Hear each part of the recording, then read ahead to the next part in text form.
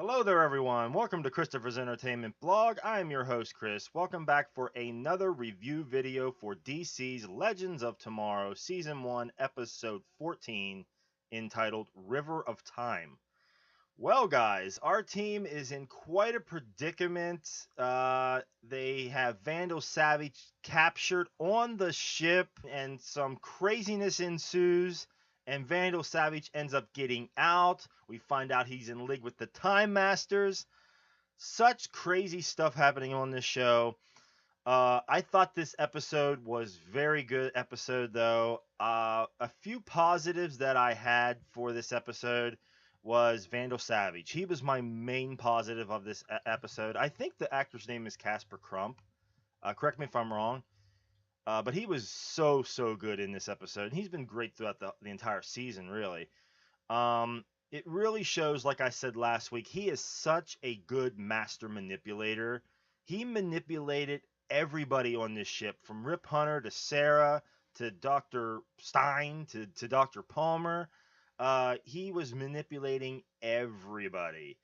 And he had that great line to Rip Hunter that he says, "You're a time master, but I'm a master of time." And I thought that was such a great line. We find out that he was actually not just living day to day throughout time, but he actually somehow manipulated time as well. That he created some type of a time machine, and he's been jumping through time. That's why they had such a hard time finding him a few episodes back, because he's actually been jumping throughout time as well. So that's very interesting. There was also another positive for me was that great scene with Jax and Stein. I thought that was excellent when he was putting him in that the ship to send him back to 2016, and he said, "When I sedated you to get you on this ship, I was thinking of myself. Now I'm thinking of you." I thought that was great.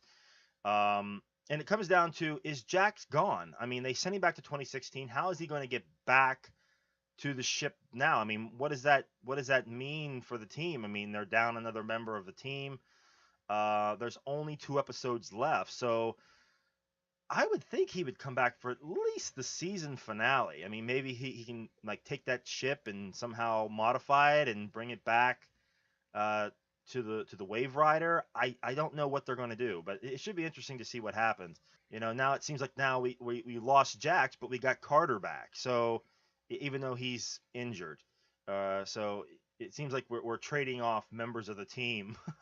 So, yeah, that was a cool scene. Another scene that I really liked in this was we find out that Vandal Savage has been working with the Time Masters, as I said before. That I actually, when they went and took him before the Time Masters, it popped into my head. They're probably working with him. So, and it turned out that's exactly what they've been doing. They've been working with Vandal Savage, and I wasn't really surprised at that at all when they said it. I was just like, wow, that's a shocker.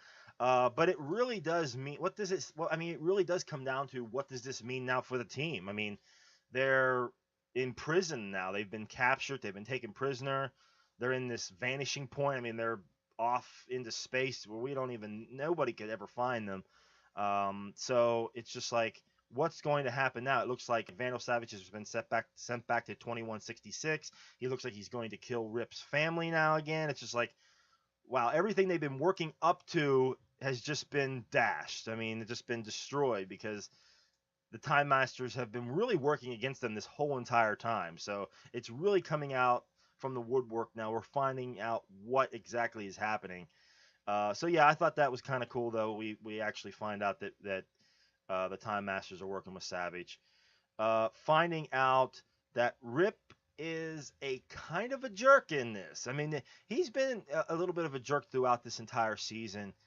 But it really comes out that he really is a jerk because he actually sent Jax to work on the Wave Rider and got that radiation poisoning and basically killed him, if they wouldn't have sent him back. So, and he even said that he'll throw this entire team under the bus if he had to save his family. And I think I said something like that early on in the season that I didn't really quite trust Rip very much. I mean, it really does show that he is kind of a jerk and he's only looking out for himself and his family, which is understandable. I mean, I certainly understand that. Um, but it is kind of a jerk move to throw your entire team that you've been working with and on this ship with and fighting with this whole entire time. You're just going to throw them under the bus like that. Um, yeah, I mean, I think that was kind of a jerk move. But like I said, it is understandable. He wants to save his family. This entire time he's been going through the past, going through the present, going into the future, fighting, fighting, fighting to try to get his family. So yeah, it's understandable, even though it's a jerk move. But I thought that stuff was kind of cool that we're finding stuff out about Rip that we really didn't know. I did have a few negatives. Uh, One of the big negatives was Palmer. Palmer being so gullible that he was manipulated into fighting Savage and then eventually losing and then Savage getting out. I mean, it was basically his fault for being so stupid. So, I mean, that was a big negative. Or maybe it was just an observation that he was just so gullible.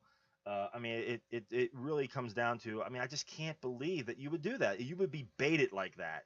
You know, it's just, come on. I was a little confused by the one flashback that they had of Palmer and Felicity. She was in the wheelchair. She was going through her, when she was paralyzed. I actually was like thinking, well, wait a minute. Didn't Palmer leave on this mission before Felicity was even paralyzed? I mean, I was like, well, wait a minute. I don't remember him being there when she was paralyzed. So, I mean, that was kind of odd to me. I might be wrong. So, correct me if I'm wrong, guys, because I can't remember her being paralyzed when Palmer was there. I thought she got paralyzed after he left. So, I mean, that was kind of confusing to me. But yeah, correct me if I'm wrong, guys. I mean, I might be missing something there. Also, another negative was Carter getting his memory back so fast. Um, it was so convenient that he just got it back just so fast, and he knows how to fight just like that. It was just like, well, with Kendra, it was a little different. That she's been this whole time trying to remember things and learn how to fight, and it's taken her so long. And then him, he's been brainwashed, and then all of a sudden, this all comes flooding back, and it was just a little convenient at the time.